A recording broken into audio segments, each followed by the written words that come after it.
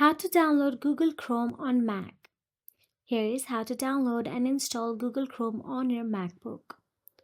First of all we know that there is no Google Chrome app available on App Store.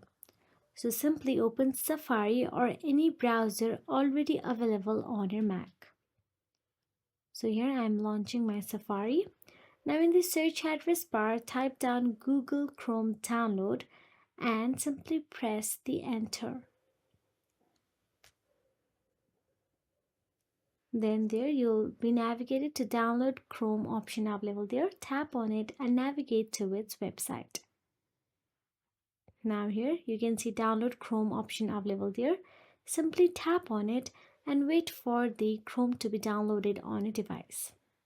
Once downloaded, you will get to see Chrome available like Safari on your launchpad or on your home screen. You can simply tap on the launchpad and there you will get to see Google Chrome app available. If you found this video helpful, please like, share and subscribe, and thank you so much for watching.